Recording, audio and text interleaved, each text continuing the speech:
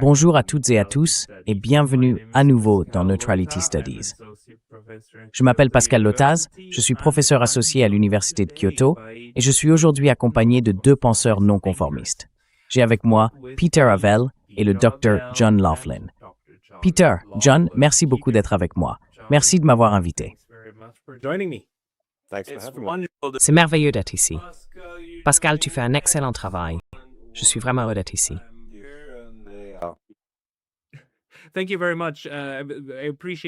Merci beaucoup. Je vous apprécie tous les deux.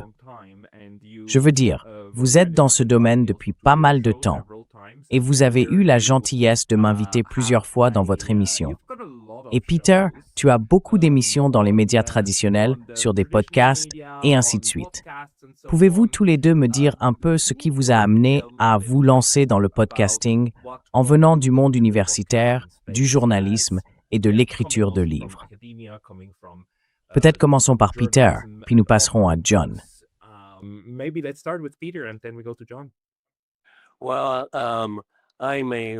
Eh bien, je suis un réfugié du monde universitaire. Je m'en remets encore. Ça fait des décennies, mais tout de même.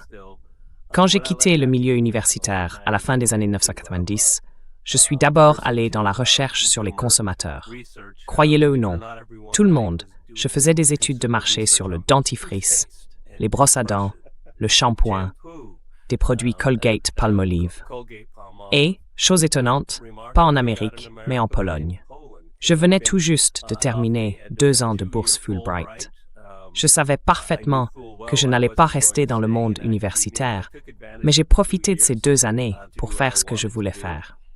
Ensuite, je suis passé dans le domaine des affaires, et de là, j'ai évolué vers la finance, la rédaction financière.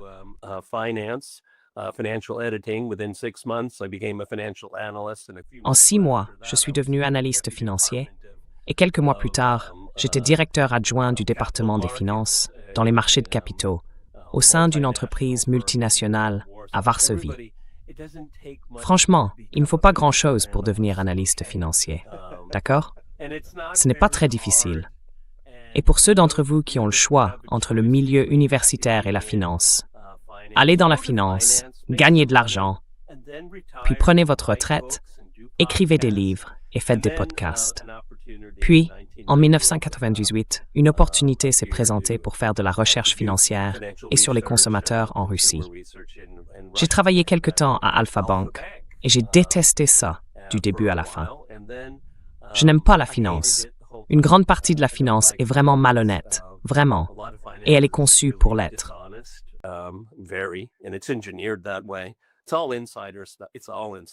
C'est tout un truc d'initié. C'est vraiment un truc d'initié.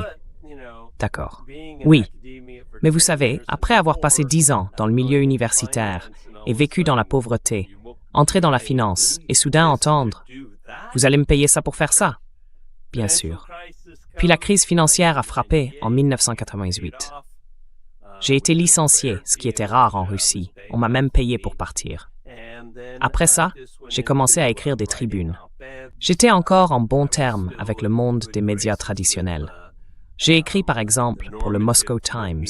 Cela m'a ensuite conduit à écrire pour de nombreux autres médias, comme United Press International. Je ne sais même pas si ça existe encore. Et puis finalement, on a commencé à me payer. Et ensuite, vous savez, tout le monde connaît la suite. RT est arrivé, et le reste appartient à l'histoire.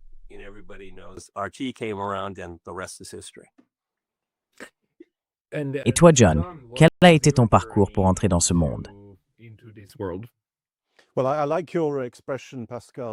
Eh bien, j'aime ton expression, Pascal, penseur non conformiste, car pour moi, c'est un pléonasme.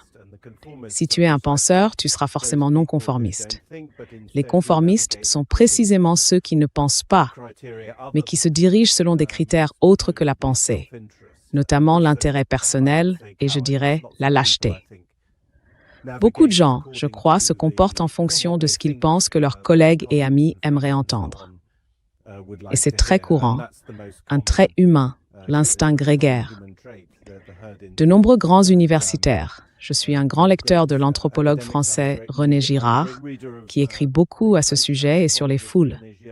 D'ailleurs, j'ai donné des cours sur la psychologie des foules, y compris des foules virtuelles, et ainsi de suite.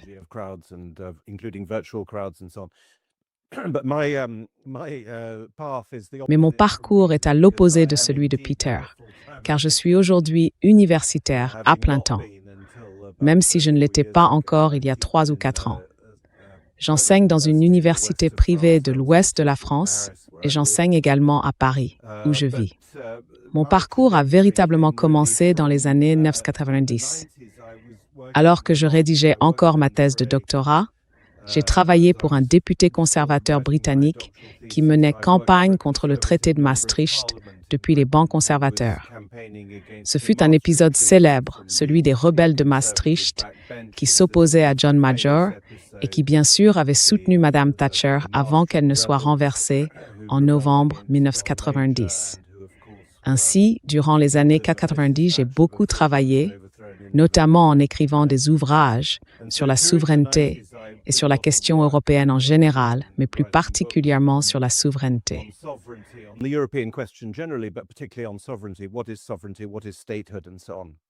Qu'est-ce que la souveraineté? Qu'est-ce que l'État? Et ainsi de suite.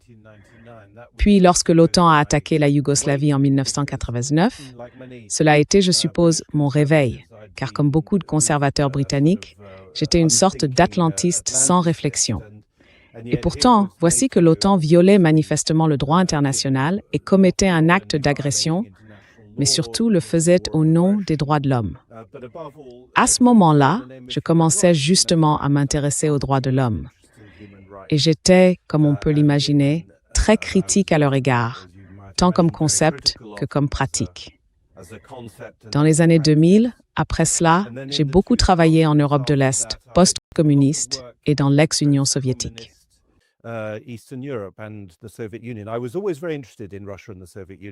J'ai toujours été très intéressé par la Russie et l'Union soviétique, et j'ai voyagé plusieurs fois derrière le rideau de fer avant sa chute, y compris en Union soviétique. J'avais donc un intérêt pour cette région et bien sûr pour le phénomène du communisme et du post-communisme. Je suppose que j'ai vraiment observé comment la guerre du Kosovo fut, comme je l'ai souvent appelée, une guerre de la nouvelle gauche contre l'ancienne gauche. Certains aspects du marxisme originel, de l'Urmarxismus, sont revenus de là où ils avaient été logés pendant plusieurs décennies, vers leur région d'origine, qui était, bien sûr, l'Europe occidentale, parmi les expatriés allemands à la British Library. Ce que je veux dire par là, c'est qu'à cette époque, l'Occident est devenu globaliste et post-national, post-moderne, internationaliste et tout ce qui s'ensuit.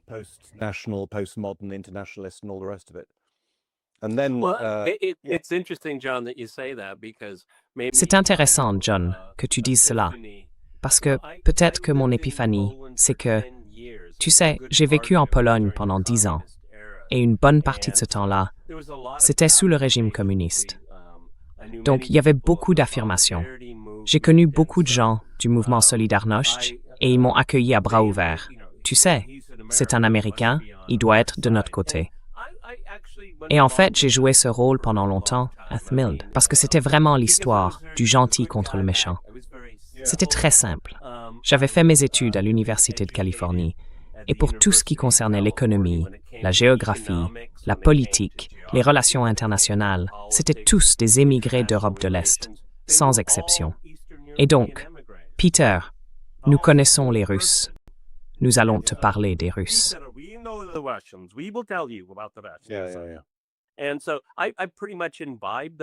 Et donc, j'ai à peu près tout absorbé. Je ne me suis pas vraiment posé de questions. Et quand on est jeune, 20, 21, 22 ans, et qu'on a une cause comme, disons, Solidarność, c'était stimulant. Parce que c'était quelque chose d'unique, quelque chose que personne d'autre que je connaissais ne vivait. C'était en quelque sorte un exercice utile pour découvrir le monde. Mais ma révélation est venue quand j'ai déménagé en Russie. Eh bien, je voulais gagner de l'argent. Donc, en 98, tu as déménagé en 98, n'est-ce pas? Je me suis dit, peut-être que je resterai ici quelques années, histoire de remplir mes poches. Je me souviens que je logeais à l'Hôtel National, juste en face du Kremlin. Et donc, on est venu me chercher à l'aéroport et on m'a déposé là-bas.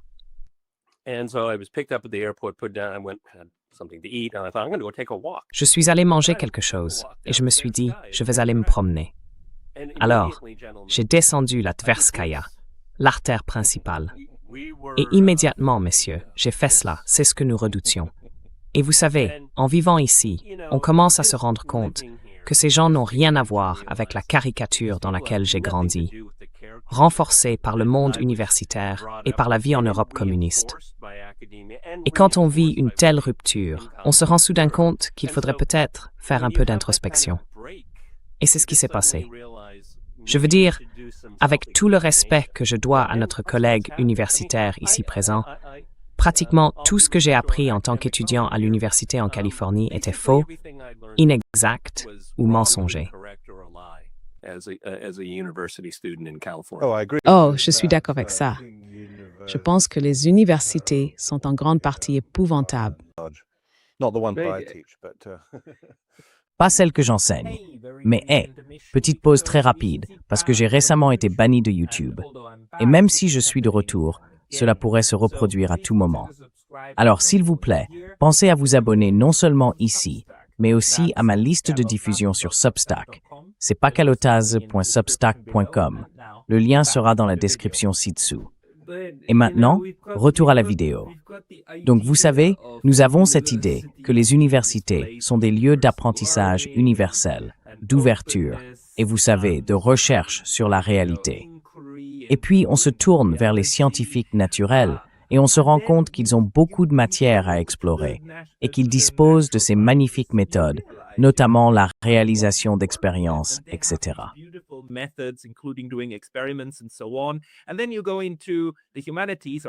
Et puis, on en vient aux sciences humaines, ou même à une fraude encore plus grande, les sciences sociales, qui ne sont pas des sciences. Au mieux, ce sont des études sociales. Ce serait la bonne description. Mais elles essayent d'imiter cela. Et elles vous disent, nous allons maintenant vous expliquer ce qu'est le monde, le vrai monde. Et puis, vous avez des gens qui ne sont jamais allés en Russie, et ainsi de suite, et qui vont pourtant tout vous en dire. Et en réalité, on ne peut pas, du moins en Europe en ce moment.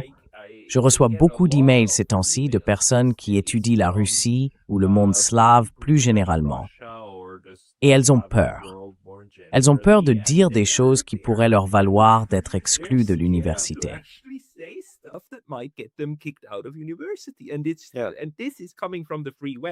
Et cela vient de l'Occident libre. Quand c'est arrivé pour la première fois et qu'on m'a contacté, je me suis dit « Oh, ça doit être quelque chose de nouveau ». Mais ensuite, j'ai commencé à parler avec des gens et j'ai réalisé que non, attendez une seconde, l'Occident n'a jamais été ce phare. Il ne l'a jamais été. Excellent point. Il ne l'a jamais été. Comment est-il si facile de tromper les gens en leur faisant croire qu'ils vivent dans un monde qui, dès qu'on met à l'épreuve ses principes et ses valeurs, se révèle ne pas être ainsi? Quelle est ta conclusion à ce stade de ta vie après avoir vécu tout cela? À toi de commencer, John. Vas-y, Chuck.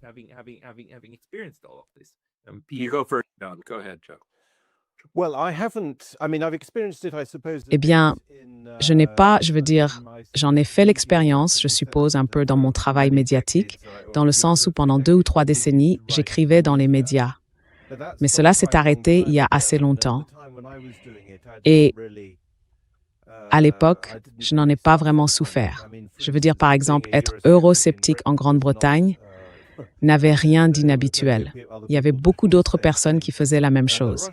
L'affaire de la Russie, bien sûr, est très problématique. Mais je pense que ce n'est pas une coïncidence si je n'ai plus aucune présence dans les médias britanniques. D'ailleurs, George Galloway a récemment fait remarquer ce point. George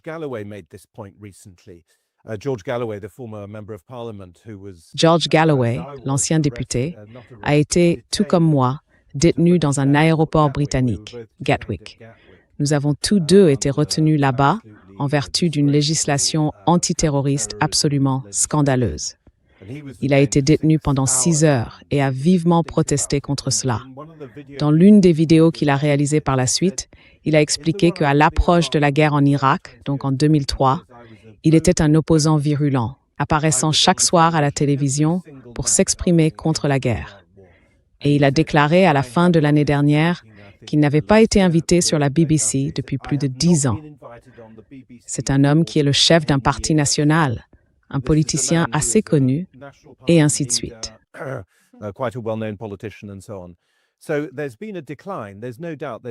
Donc, il y a eu un déclin.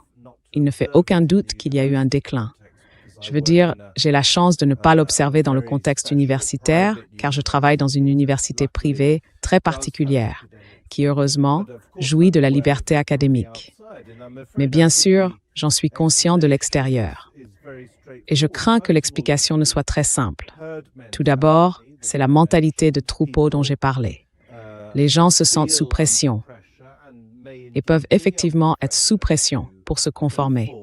Et les gens, dans l'ensemble, les êtres humains dans l'ensemble, n'aiment pas ne pas se conformer. Matthias Desmet souligne ce point dans la psychologie du totalitarisme. Il dit qu'il y a essentiellement 3 tiers de personnes, un tiers qui se laisse simplement porter. Un tiers sera activement favorable et un tiers se contre. Donc, je pense qu'un tiers est probablement une estimation assez élevée du nombre de personnes qui sont contre, mais peu importe. Évidemment, il y a cet élément psychologique et anthropologique. Mais l'autre explication est très simple. Les universités dépendent bien sûr en grande partie de l'argent public, et pour obtenir des subventions de recherche, etc. Tu le sais parfaitement bien, Pascal, il faut passer par un processus bureaucratique qui, en fin de compte, est entre les mains de l'État. Et il n'y a, je dirais, aucune véritable valeur qui y est accordée. Indépendamment de l'aspect un peu conspirationniste de tout cela, je veux dire, j'étais à l'université d'Oxford dans les années 1980, et je dois dire que même à cette époque, je la trouvais intellectuellement très, très rétrograde et très inintéressante. Je me souviens que quelqu'un m'avait dit à l'époque, « Tu n'as pas besoin d'être universitaire pour réfléchir. » Et je pense que la personne qui m'a dit cela m'a probablement encouragé à ne pas devenir universitaire, ce que je n'ai pas été pendant la majeure partie de ma carrière.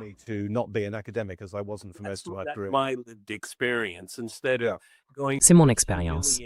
Plutôt que de subir l'humiliation, d'essayer d'obtenir des subventions et tout ce qui va avec, et puis vous savez, il faut cocher les cases. Vous voyez ce que je veux dire? Ils cherchent à donner. Enfin, je pense que tout le monde a compris ce que je veux dire. Je ne correspondais pas à ce profil. Et je ne me plains pas. Je constate simplement un fait, d'accord? Oui. Et donc, c'est l'une des choses que j'ai apprises dans ce domaine. Je n'ai pas besoin d'être dans la tour d'ivoire pour parler à des gens qui y sont. C'est un raccourci, non? J'adore ça. Être, vous savez, mis à l'écart. J'ai reçu Stephen Cohen plusieurs fois dans mon émission, et c'était toujours un plaisir, surtout quand il venait à Moscou avec sa femme.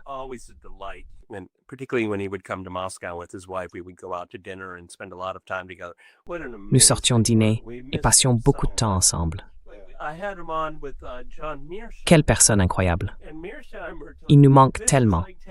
Je l'avais invité avec John Mearsheimer. C'était il y a environ 10 ans. Et Mearsheimer avait dit « Je ne suis pas passé à la télévision depuis des années. Et regarde ce qui se passe maintenant. Il est partout. Il est tellement omniprésent que les gens l'imitent. Il a traqué tous ces imposteurs.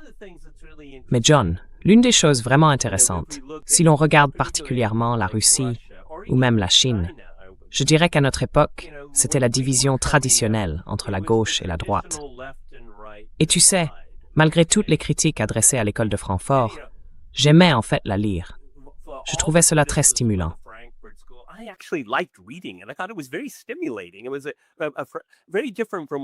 C'était très différent des autres paradigmes.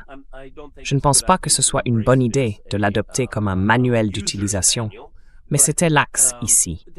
Mais que se passe-t-il lorsqu'on a un pays comme la Russie ou la Chine qui ne sont plus vraiment idéologiques? Comment les critiquer? D'accord. Et puis, vous savez, la Russie est un pays fondamentalement très conservateur. Donc on ne peut pas simplement dire « c'est communiste ». Les gens font encore des lapsus et disent « les soviétiques ». Je veux dire, les Russes eux-mêmes le disent encore tout le temps. Donc critiquer un pays comme la Russie dans un sens normatif est devenu très très difficile. c'est juste « Oh, ce sont des barbares, ils sont notre antithèse », ce qui est une critique tellement infantile. Je veux dire, on n'apprend rien de cela.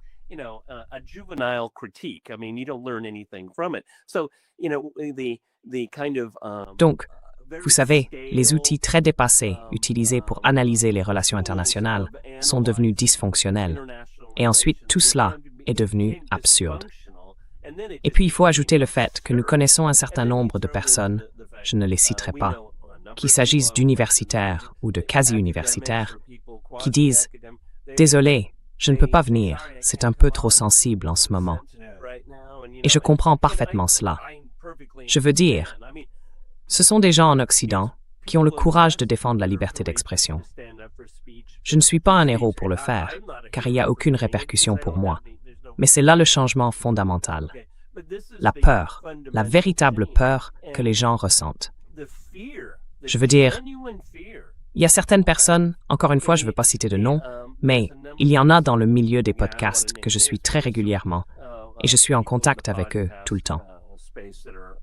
Et ils me disent simplement, ce n'est pas le bon moment. Ce n'est vraiment pas le bon moment.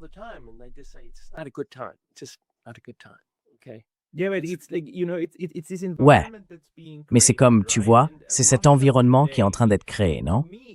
Et Russia Today, pour moi, c'est une source importante à lire pour vraiment comprendre comment, du point de vue russe, on écrirait sur certains sujets en anglais.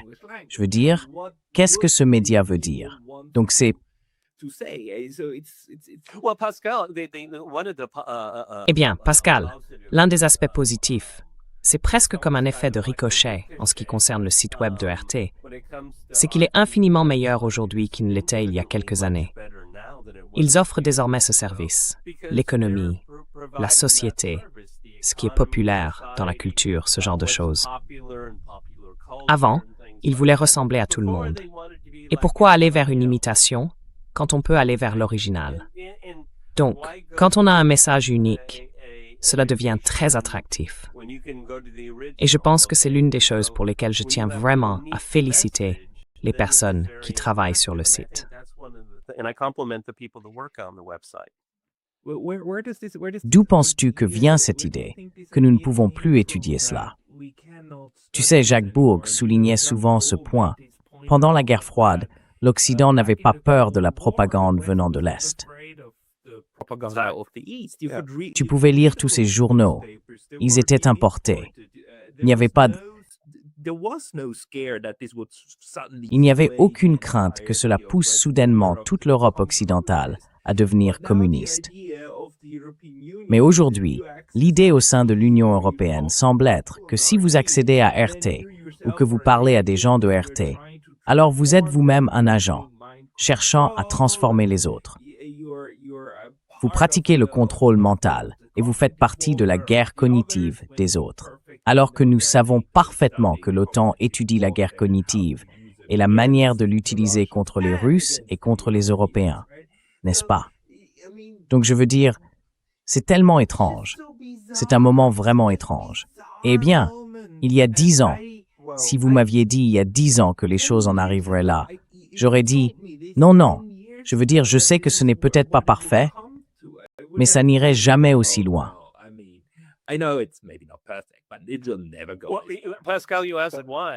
Pascal, tu as demandé pourquoi. Eh bien, parce que des gens comme Hayek, Hollis et Wunderlein sont au pouvoir. Les gens ont une intelligence et une créativité très limitées, car les arguments qu'ils avancent sont tellement faibles qu'ils en deviennent risibles. La raison, c'est qu'ils n'ont tout simplement pas d'arguments solides. C'est aussi simple que ça.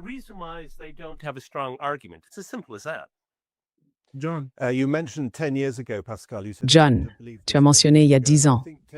Pascal, tu as dit qu'il n'aurait pas cru cela il y a 10 ans.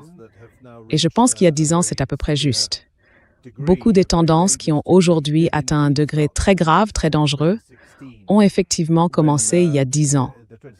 2016, bien sûr, étant l'année où Trump a été élu pour la première fois et celle du référendum sur le Brexit. Je veux dire, je l'ai évoqué brièvement plus tôt. C'est un vaste sujet, mais je crois très fermement, et j'ai beaucoup écrit à ce propos, qu'il y a eu une sorte de translatio imperia du marxisme de la Russie soviétique vers l'Europe. Je le crois vraiment. Et tu sais, comme l'a dit Vladimir Bukovski, j'ai vécu votre avenir, un dissident soviétique vivant en Europe.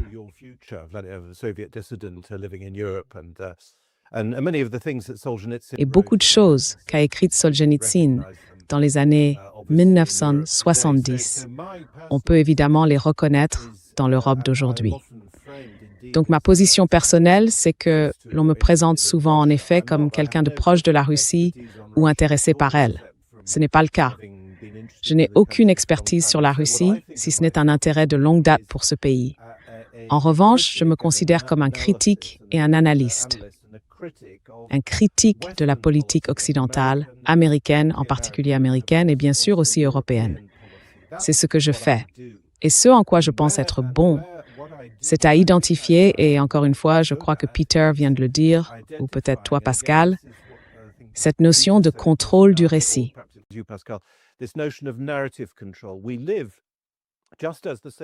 Nous vivons, tout comme les Soviétiques autrefois, dans des sociétés profondément idéologiques. L'idéologie est probablement encore plus forte aujourd'hui qu'elle ne l'était à l'époque soviétique, car elle s'est atténuée, je pense, après Khrouchtchev, ou peut-être même après Staline, je ne sais pas. Mais elle s'est bel et bien atténuée, alors qu'en Europe occidentale, l'idéologie est absolument omniprésente.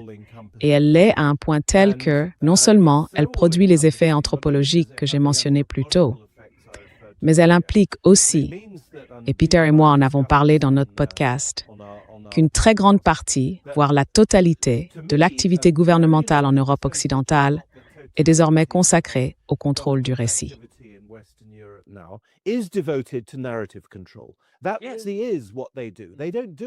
C'est ce qu'ils font. Ils ne font rien d'autre. Ils ne gèrent pas correctement les finances publiques. Ils ne renforcent pas leurs armées pour se préparer à un conflit.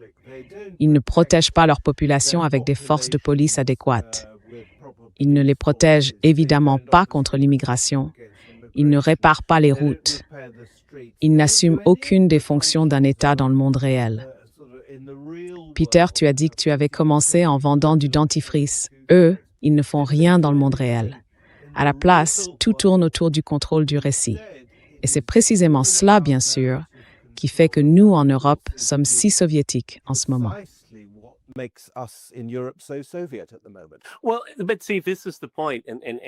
Eh bien, voyez-vous, c'est justement là le point. Et John a tout à fait raison. Tout ce que je fais dans le domaine des podcasts et dans mon émission, je ne propage rien. Je fais de la critique.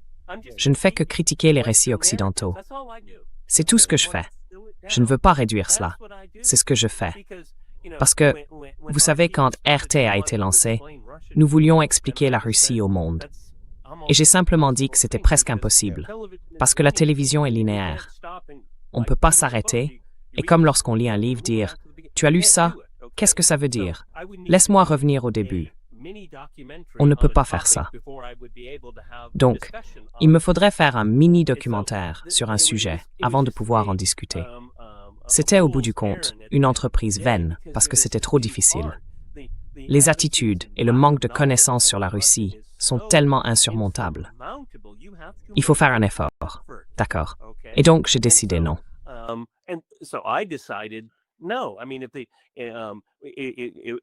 Je veux dire, je critiquerai la critique de la Russie.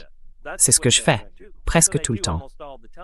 Oui, j'aimerais que nous soyons tous les trois, peut-être en ajoutant George Samueli et Mark Sloboda, et que nous fassions une table ronde hebdomadaire de 2 heures sur certains sujets. La révolution a-t-elle été un succès? Et ensuite, les gens peuvent en tirer des leçons. Mais si je dis simplement « c'était un succès », alors sur quoi vous basez-vous? Que voulez-vous dire par succès? Et bien sûr, si nous avions un panel comme celui-là, John dirait « Eh bien, Peter, qu'est-ce que cela signifie, être un succès ?» Et je serais d'accord avec John. Je veux dire, ils n'ont pas de nouvelles idées en Occident. Et ils sont terrifiés à l'idée de perdre le pouvoir. Et nous avons ces choses qu'on appelle des élections. Non, il y a beaucoup de référendums. On ne vous donne pas le choix. On vous demande encore et encore, avec tout le décorum et les artifices, de réaffirmer le statu quo. C'est tout ce que font les élections aujourd'hui en Occident.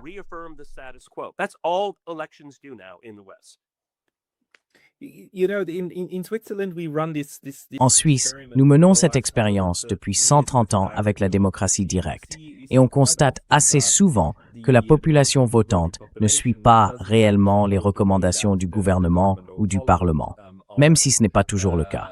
Je veux dire, il y a de bons moments où il y a beaucoup d'alignement. Mais rien que le fait d'avoir la possibilité de dire non à certaines politiques, c'est déjà quelque chose d'important. Cela dit, en Suisse, même si je dirais que la température y monte moins vite, elle finit tout de même par monter sensiblement. Et si je compare cela au Japon, vous savez, les Japonais ont des discours similaires, mais ils n'ont pas la même attitude envers la Russie. Je dirais vraiment qu'ils n'ont pas de russophobie. Ils ne la détestent pas. Dans mon institut, il y a environ 1 an et demi, ils ont embauché une chercheuse russe de Moscou parce qu'elle est compétente, donc ils l'ont engagée. C'était, vous savez, il y a 1 an et demi. Et je pense que, dans le contexte européen, c'est presque impensable.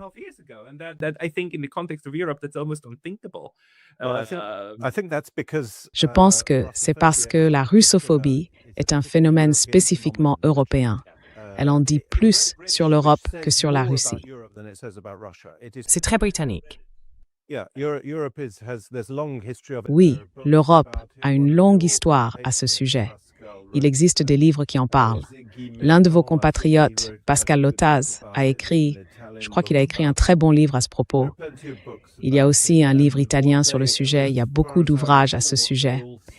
Et autant que je m'en souvienne, ils disent tous que cela fait partie de l'image que l'Europe a d'elle-même, l'image que l'Europe occidentale a d'elle-même. Donc toute cette idée selon laquelle la Russie serait arriérée et barbare, et que, vous savez, nous serions plus progressistes, tout cela fait partie du progressisme ouest-européen, sur lequel d'ailleurs je donne des cours. Le progressisme a commencé au XVIIe siècle. Et c'est bien sûr à cette époque que la Russie, comme nous le savons, Pierre le Grand, est allé aux Pays-Bas et ainsi de suite. Et cette image d'une Russie en retard, eh bien, tout le monde était en retard par rapport aux Pays-Bas, je pense, au XVIIe siècle.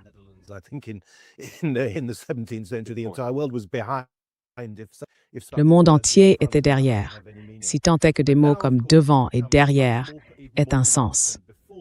Mais maintenant, bien sûr, c'est devenu encore plus marqué qu'auparavant, car dans le contexte européen, dans l'Union européenne, nous sommes post-nationaux, post-chrétiens, post-historiques. Nous avons tourné le dos à notre propre histoire. Nous ne voulons plus jamais, vous savez, ni de Krieg, et ainsi de suite. Nous sommes passés à une sorte de politique postmoderne, et l'image de la Russie, construite comme une image négative, est celle d'un pays nationaliste, chrétien, réactionnaire et, vous savez, autoritaire et tout le reste. Et c'est là la fonction psychologique de la russophobie.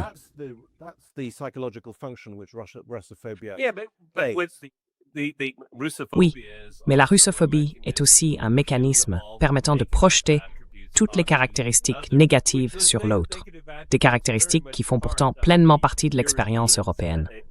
L'exploitation, par exemple, l'impérialisme, le colonialisme et tout cela. Et tu sais, John a énuméré un certain nombre de choses. Mais tu sais, chrétien, conservateur, respectueux de l'histoire, respectueux de la génération plus âgée. J'aime bien ces choses-là. Alors, vous savez, traitez-moi de réactionnaire si vous voulez. Bon, maintenant c'est vraiment intéressant. On retrouve le même genre de dynamique de guerre froide. Il y avait une idéologie à l'époque, mais aujourd'hui ce sont la culture et la civilisation qui l'ont remplacée. Et c'est un énorme pas à franchir. Je veux dire, l'Occident, en particulier les États-Unis, fait cela avec l'Iran depuis 1969. Que savent les personnes nées après cette date de l'Iran? Si vous ne faites pas l'effort, vous ne connaîtrez que le récit dominant. Et c'est pourquoi les gens qui proposent une critique, beaucoup de ceux qui parlent de la Russie dans ces podcasts que nous connaissons tous, certains sont plutôt pro-russes, mais la plupart me semblent assez neutres. S'ils voient quelque chose qui ne leur plaît pas, ils le disent simplement, sans crainte ni faveur. Je veux dire, être détaché. Eh bien, Il faut être passionné. On ne peut pas être détaché. Il y a quelque chose qui ne va pas avec ça.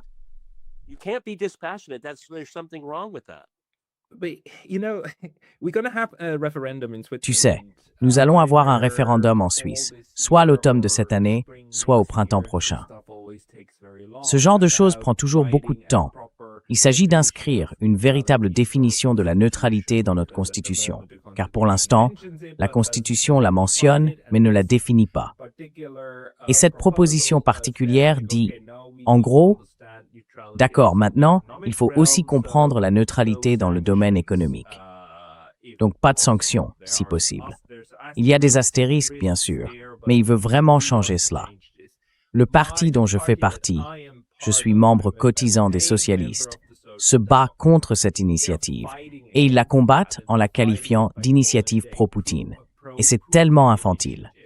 Je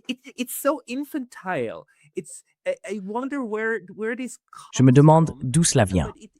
Mais cela montre vraiment comment une partie de l'establishment européen, ou des penseurs européens, je veux dire, de l'autre côté, présente tout ce qui n'est pas pro-OTAN comme automatiquement pro-russe. Il n'y a plus d'espace intermédiaire. Et cela me dérange énormément, car toute l'idée de la neutralité est d'être ami avec tout le monde. Être ami avec les Russes, les Américains, les Européens, les Chinois, les Japonais. Mais quelque chose pousse constamment les élites européennes dans cette logique de camp et de bloc. Et cela me semble infantile. Je ne sais pas comment tu vois cela.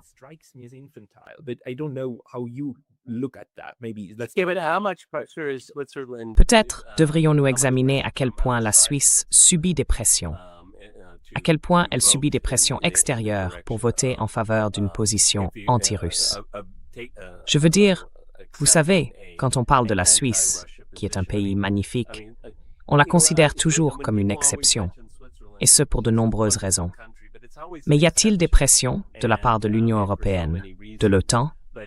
Je veux dire, la Suisse n'est membre d'aucune des deux.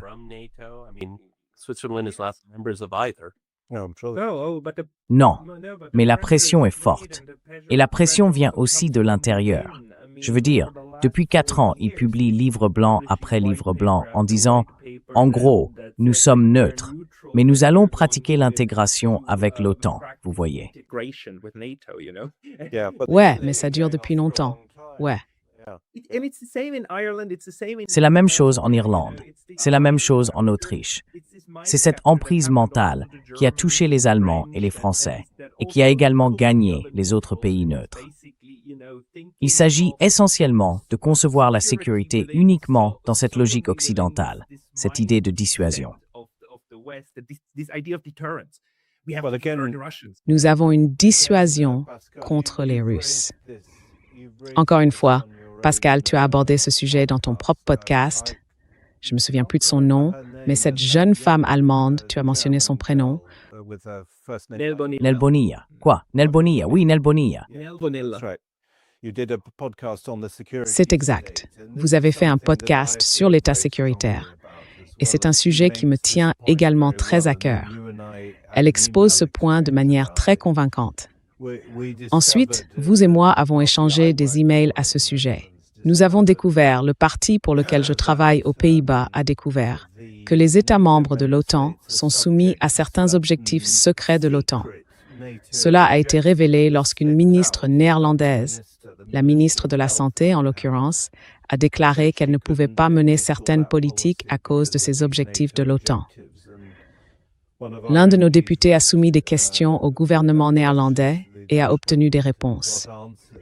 Il a été indiqué très clairement dans les réponses écrites que nous avons publiées que ces objectifs, ou plutôt ces obligations, sont secrets mais obligatoires. Et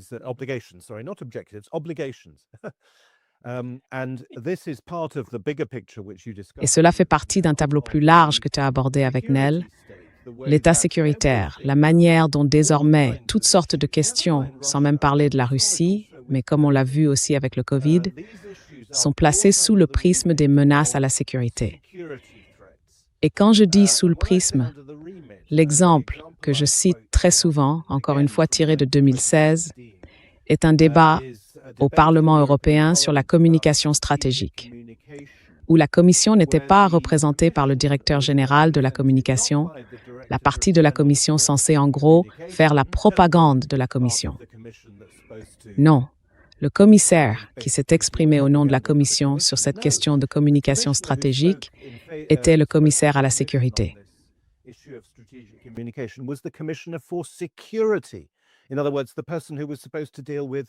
Et en d'autres termes, la personne qui était censée s'occuper de la politique de défense et de sécurité, des services secrets, et ainsi de suite.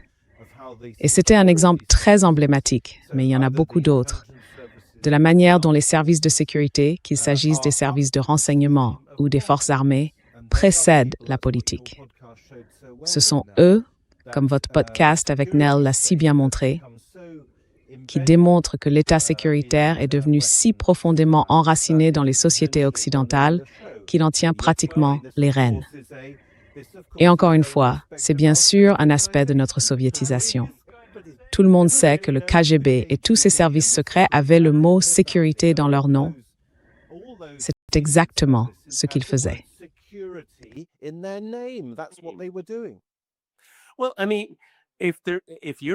Eh bien, je veux dire, si l'Europe a besoin de dissuasion, elle en a besoin à la lumière des États-Unis, ce qui est en quelque sorte un sujet tabou. Pourquoi ne peut-on pas en parler? Je veux dire, il existe une montagne de preuves concernant la sécurité énergétique, la dépendance envers les États-Unis, très coûteuse. Les Britanniques, à mon avis, ont très imprudemment commencé à s'en prendre à la flotte fantôme. Vous savez, à contrôler les lignes d'approvisionnement en énergie et tout le reste. Je veux dire, combien plus d'emprisonnement voulez-vous? Je trouve cela vraiment extraordinaire. Et ces choses sont abordées dans les médias grand public. Mais, vous savez, c'est une mauvaise idée.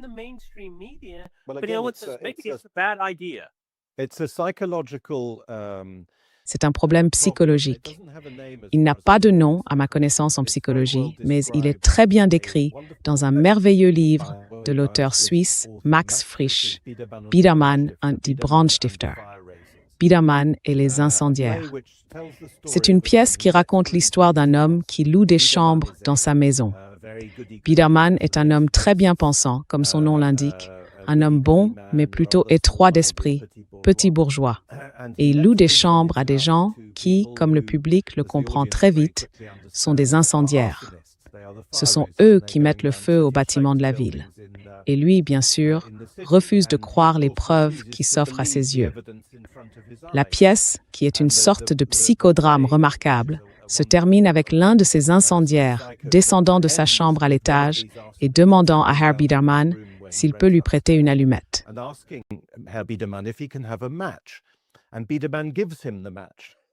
Et Biedermann lui donne l'allumette, puis se tourne vers sa femme et dit « Mais Anna, s'ils étaient des terroristes, ils auraient leurs propres allumettes. » Vous savez, c'est essentiellement Lénine disant que les capitalistes nous vendront la corde avec laquelle nous les pendrons. L'Europe est clairement le théâtre, l'un des théâtres, le principal théâtre, d'une guerre énergétique entre les États-Unis et la Russie, qui a commencé il y a une vingtaine d'années, lorsque l'Amérique a découvert la fracturation hydraulique et est devenue un grand exportateur de gaz. Et l'Europe est le marché naturel. Pourtant, nous en Europe, nos dirigeants européens, nous trouvons dans une situation à la Biedermann où nous nous sommes piégés nous-mêmes. Et la vérité, si elle devait jamais être révélée, serait tout simplement trop difficile à supporter. L'humanité m'a été due pas tour strägbenen.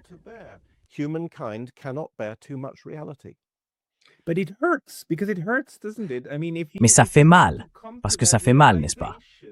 Je veux dire, quand on en arrive à cette prise de conscience, ça prend vraiment du temps. Je ne peux pas oublier ce moment. Tu sais, quand l'opération militaire spéciale, la guerre à grande échelle, a commencé en février, il y a 4 ans, n'est-ce pas? J'étais anéanti. Et je sais, Peter, que tu l'avais prédit. J'ai toujours pensé que les gens finiraient par se calmer. Et je le pensais, parce que je savais quelle était la solution. La solution, c'était que l'Ukraine revienne à la neutralité, parce que la neutralité répondrait aux besoins de sécurité de tout le monde.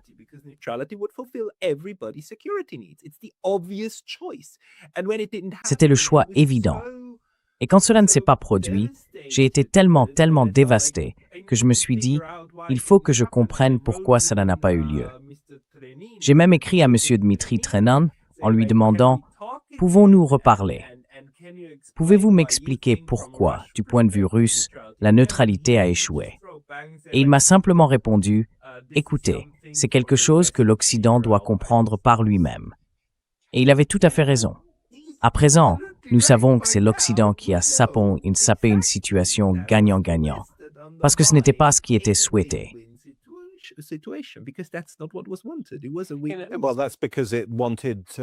Eh bien, c'est parce qu'il le voulait.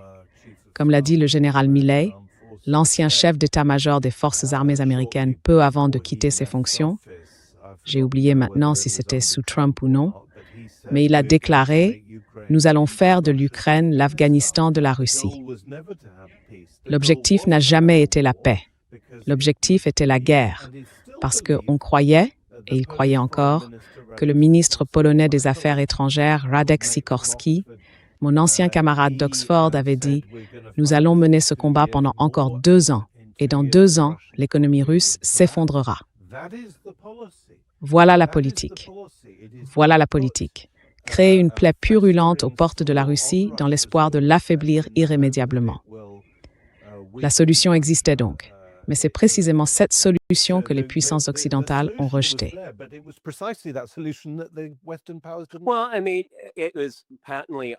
Eh bien, je veux dire, il était manifestement évident que le processus de Minsk était une complète imposture. Il l'a toujours été, et Merkel l'a admis publiquement. Mais c'était bien connu ici. Il y avait en plus beaucoup de frustration. On peut le lire dans les pages du Washington Post de décembre 2021, je ne me souviens plus du titre exact, mais c'était à propos de la otanisation de l'Ukraine et de l'enthousiasme qu'ils affichaient. Je veux dire, c'est là, sous vos yeux, l'échec du processus de Minsk, puis l'otanisation, et ensuite l'attitude très désinvolte de l'administration Biden. Et l'une des choses dont j'ai parlé à l'époque, c'est que les gens disaient, vous savez, transformer le rouble en gravat. Et j'ai dit non, non, ils ont tiré les leçons des sanctions de 2014 au moment de la Crimée, et ils s'y sont vraiment appliqués.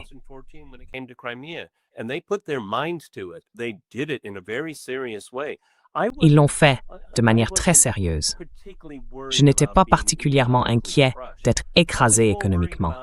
Ce qui m'inquiétait davantage, c'était la façon dont les Russes allaient être écrasés psychologiquement.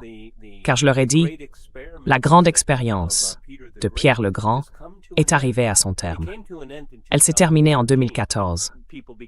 Les gens ont commencé à s'en rendre compte en 2022. J'étais donc préparé psychologiquement à cela. Et je suis désolé, messieurs, mais je l'ai accueilli favorablement. Je n'ai pas accueilli la guerre, j'ai accueilli la séparation.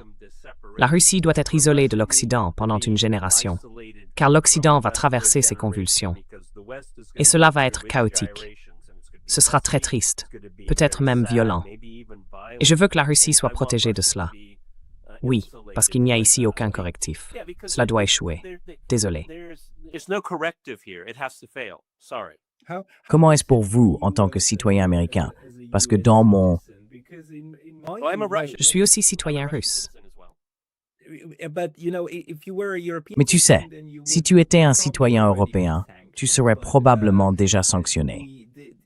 Mais j'ai l'impression qu'aux États-Unis, malgré tout ce qu'ils ont fait, certaines de leurs valeurs, comme la liberté d'expression, restent plus solides. Les Américains n'ont généralement pas peur d'aller sur une chaîne de télévision russe.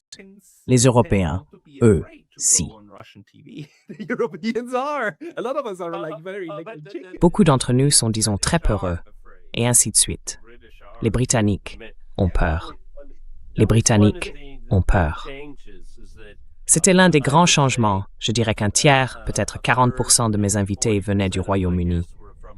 Après le début de l'opération militaire spéciale, ce chiffre est tombé à 0. Thomas, est-ce qu'il t'est encore possible d'aller et venir pour rendre visite aux États-Unis? Je veux dire, RT a aussi M. Sanchez, non? L'ancien journaliste de CNN qui travaille maintenant pour RT. Comment vois-tu cette relation, en quelque sorte en sautant d'un continent à l'autre?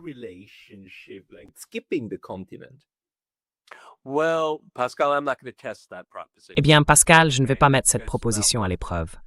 D'accord? Parce que ça n'en vaut pas la peine. J'ai une vie bien remplie ici. J'ai une famille, des biens, des avoirs, des chiens. Il n'y a pas une chance sur 100 que je prenne le risque de tout perdre. Donc, je suis tout à fait prêt à attendre. Mais je pense que l'une des choses que l'on constate, c'est cette obsession, dans beaucoup de ces podcasts, pour ce que j'appelle le dernier soufflisme. Quand l'Ukraine va-t-elle enfin s'effondrer? Et quand on se lance dans le jeu des prédictions, on finit généralement par se couvrir de ridicule.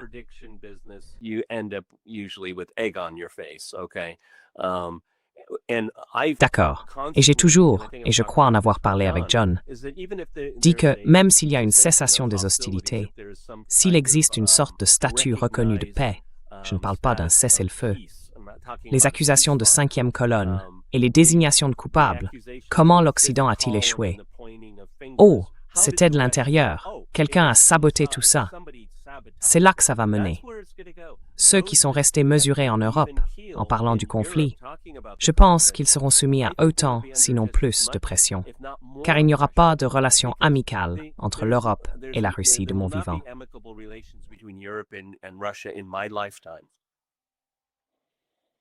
Tu le penses aussi, John? Oui, je le pense. Je le pense, oui.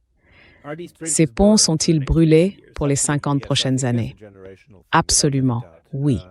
Je crois que c'est une question générationnelle, sans aucun doute.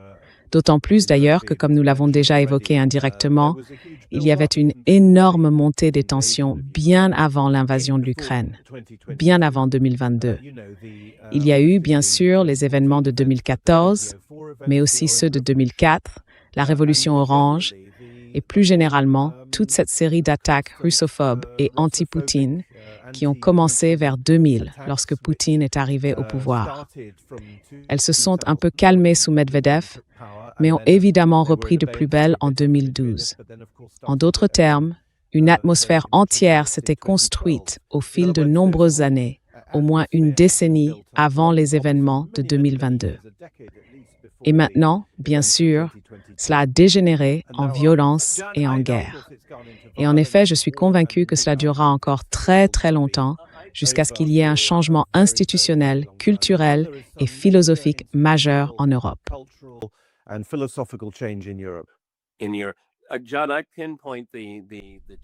John, je situe le changement à l'affaire Yukos. Si tu regardes les articles du Financial Times, c'est à ce moment-là qu'ils ont vraiment recommencé, qu'ils sont revenus à leurs vieilles habitudes.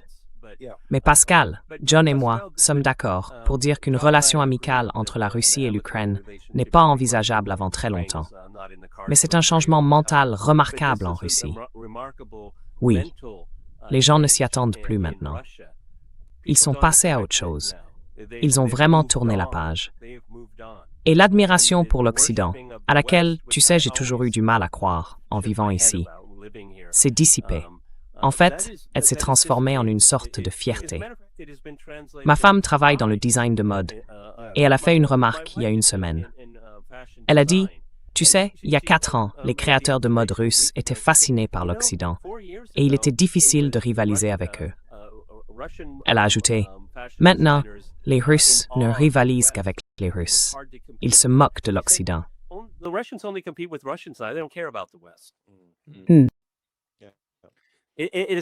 C'est arrivé.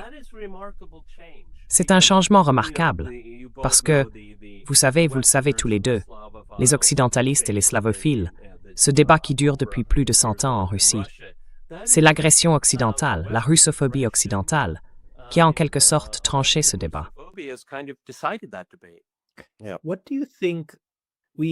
Qu'en penses-tu? Dimanche, il y a eu cette élection intéressante au Japon. À ton avis, que pensent les Russes du Japon?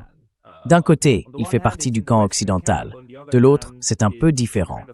J'ai fait la prédiction que le Japon subit actuellement une forte pression systémique pour peut-être chercher un rapprochement avec la Russie, simplement pour mettre la main sur le pétrole et le gaz sur lesquels il travaille.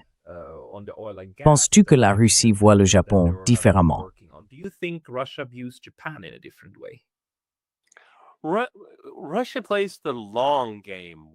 La Russie joue sur le long terme avec le Japon. Un jeu très, très long. Oui, nous aimerions un rapprochement, absolument. Mais, vous savez, vous pouvez mieux nous expliquer les dynamiques de la politique intérieure japonaise.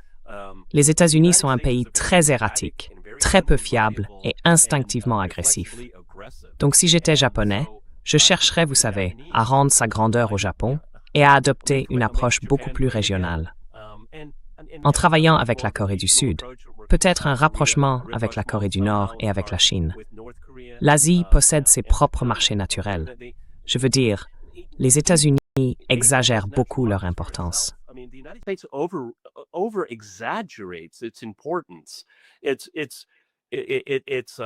Sa pièce sur l'échiquier, c'est bien sûr l'armée. Mais à tous les autres égards, elle devient de moins en moins significative. Ces partisans de Trump, eh bien, c'est intéressant. Ils ont surestimé leur position dès le tout début du second mandat de Trump. Au cours des dernières semaines, nous avons observé une sorte de changement. Je n'arrive pas tout à fait à interpréter ce qui se passe en ce moment. Mais le Japon occupe une position charnière. Et je pense qu'il devrait. Je ne veux pas voir le Japon devenir une puissance nucléaire, non. L'Asie est déjà bien encombrée avec la Chine, la Russie, la Corée du Nord et maintenant le Japon. C'est suffisant dans ce voisinage. Mais comme je l'ai dit, la Russie joue un jeu très long avec le Japon et elle souhaiterait un rapprochement.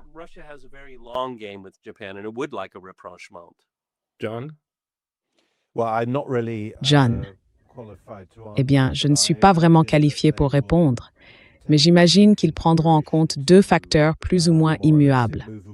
L'un est bien sûr la présence de troupes américaines au Japon, et l'autre est la relation avec la Chine, qui constitue évidemment une priorité majeure pour la Russie en ce moment. Je pense que tout rapprochement avec le Japon devrait être coordonné avec Pékin. Au-delà de cela, ce n'est pas un sujet que je connais suffisamment.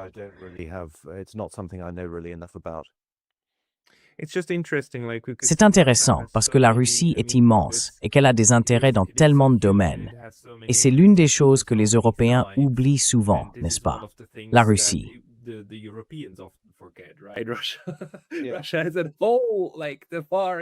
La Russie est, disons, à bout de force, en Extrême-Orient et ailleurs. Tu vois, mais regarde, Pascal, l'une des choses qui, à mon avis, est mal comprise, ou pas assez bien comprise, c'est que la Russie est fondamentalement une puissance du statu quo. Elle veut garder ce qu'elle a, d'accord? Les gens ont critiqué ou commenté les raisons pour lesquelles la Russie voudrait s'emparer de l'Ukraine. Non, c'est pas le cas, d'accord? Même si elle ressent une très forte obligation morale à cause de la façon dont l'Union soviétique s'est effondrée, laissant des millions de Russes dans différents pays. C'est un sujet sensible ici. Je veux que nos téléspectateurs comprennent que de 2014 à 2022, Poutine a été sévèrement critiqué à propos du Donbass et d'autres régions à majorité russe. J'ai vu des documentaires où il est violemment attaqué.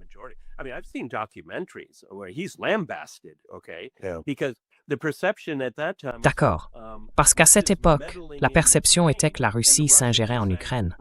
Et les Russes disaient que la Russie ne s'ingérait pas assez en Ukraine. Oui, il a vraiment reconnu, et son administration l'a admis, qu'il s'était trompé à plusieurs reprises, depuis la Révolution orange jusqu'au coup d'État du Maïdan.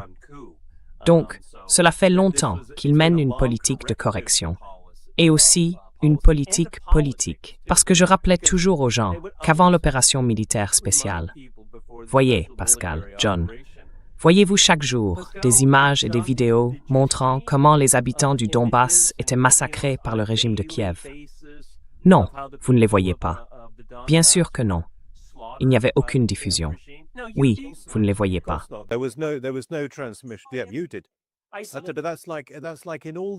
Mais c'est comme dans tous ces conflits, Peter. C'était la même chose pendant la guerre civile syrienne à partir de 2011.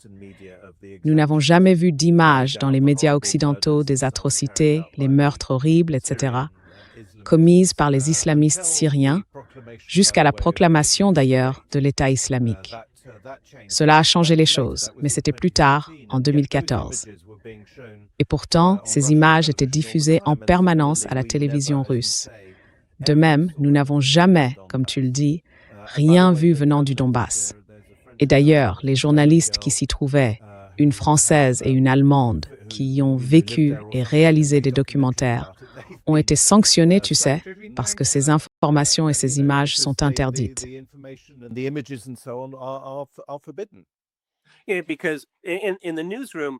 Parce que, dans la salle de rédaction, lorsque nous diffusions ces vidéos, les gens disaient « J'ai de la famille dans ce village ».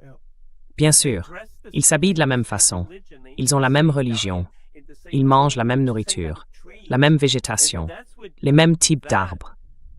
Et cela a attiré beaucoup d'attention de la part des autorités et plus largement au sein de la société russe. La Russie est loin d'être un bloc monolithique. Il en va de même pour l'Est de l'Ukraine et la Crimée. Eh bien, la Crimée, c'est la Russie, mais ce n'est pas l'étranger proche. C'est une question intérieure. Et cela n'a jamais été expliqué aux publics occidentaux. Mes amis, je dois conclure. L'heure approche, mais c'était passionnant. Je suis vraiment heureux que nous ayons pu faire cela. Et vous savez, ce que vous avez dit au début, c'est fascinant de simplement poser des questions aux gens pour voir où la discussion les mène et quelles sortes d'idées en ressortent. Pascal, je veux demander, qu'en penses-tu? Tu viens du Japon ou tu as déménagé au Japon? Tu travailles au Japon. J'ai déménagé au Japon il y a 10 ans pour mon doctorat et je suis resté. Pourquoi? Parce que encore 10 ans avant ça, en 2004, j'y suis allé pour un échange scolaire et j'ai vraiment aimé. Je suis en contact avec le Japon depuis plus de 20 ans maintenant. C'est un bon endroit avec de bonnes personnes. Et la Suisse est bien aussi. Mais tu sais, c'est fascinant. Eh bien, je t'ai posé une question que beaucoup de gens voulaient que je te pose. Vraiment? Oui. Eh bien, merci beaucoup. Merci aussi pour la réflexion publique et la diffusion. Je pense que c'est vraiment important. Tout le monde, allez voir Peter Lavelle et John Laughlin sur leur chaîne. Je mettrai les liens dans la description. Et bien sûr, vous êtes aussi sur The Gaggle avec George Samueli. Tous ces podcasts sont très importants. Et tout le monde, abonnez-vous à Neurology Study. C'est une chaîne incontournable. Vous devez vraiment la voir. Se voler mutuellement leur sac. Merci, mes amis. À bientôt. D'accord, Pascal, merci beaucoup. Au revoir. Bye.